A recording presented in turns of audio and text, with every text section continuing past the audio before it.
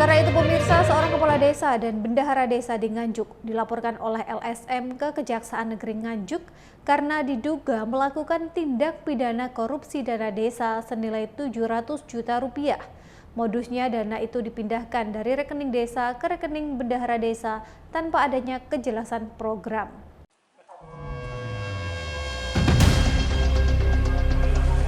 Hamid Effendi, LSM Lembaga Kajian Hukum dan Perburuan atau LKHP Nganjuk melaporkan Yuliantono, Kades Desa Dadapan Kecamatan Ngronggot Nganjuk dan Agung Bendahara Desa ke Kejaksaan Negeri Nganjuk. Laporan tersebut dilakukan lantaran keduanya diduga melakukan tindak pidana korupsi dana desa tahun 2024 senilai 700 juta rupiah. Modus keduanya dengan memindah uang dana desa dari rekening desa ke rekening pribadi milik bendahara desa. Hamid meminta agar Kejaksaan Negeri Nganjuk bisa mengusut tuntas kasus tersebut agar tidak terjadi di desa-desa lainnya. Bisa diberitakan keterangannya di Kejaksaan ini? Ya, kami hari ini melakukan pelaporan terkait dengan indikasi dugaan korupsi yang dilakukan oleh Kepala Desa dan Bendahara Desa Dadapan Kecamatan Ngronggot Kabupaten Nganjuk.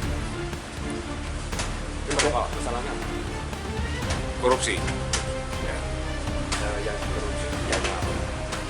Mungkin bisa dijelaskan.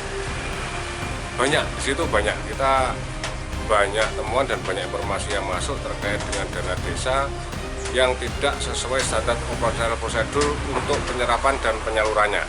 Di situ banyak hal yang dirugikan oleh kepala desa dan bendahara desa. Dugaannya dipakai apa?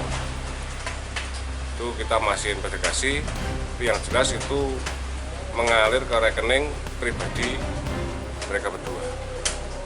Ada berapa uang yang mengalir?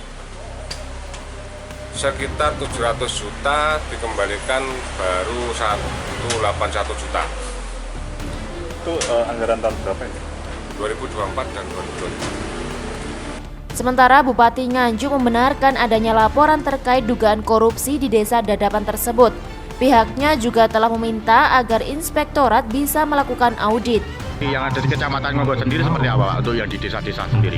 Ya bagus, dari 13 alhamdulillah tidak ada sedikit yang di Dadapan ya. Mungkin nanti kita di atensi di Dadapan itu untuk inspektorat dan PMD yang akan turun bantu nanti. Ini kan kemarin sudah dilaporkan ke Kejaksaan Pak, atau LSM sendiri. Menyikapi itu seperti apa Pak? Ya tidak apa-apa, proses hukum biar kita tidak mau masuk itu nanti kita mulai di inspektoratnya biar nanti komunikasi seperti apa yang terjadi di sana. Harapannya Pak dari adanya permasalahan ini serta untuk desa-desa yang lain dan lembaga yang lain seperti apa? Ya harapannya kita betul-betul harus sesuai dengan aturan. Contoh misalnya problemnya rekening. Dan sampai rekening desa pemerintahan dialihkan ke rekening pribadi misalnya seperti tidak boleh melanggar yang seperti itu. Terus kemudian juga pertanggungjawaban ke masyarakat ini penting sekali, komunikasi dengan BPD sehingga aturan-aturan yang pakem tolong juga harus ditaati untuk semuanya. Ahmad Sarwani, JTV Nganjuk.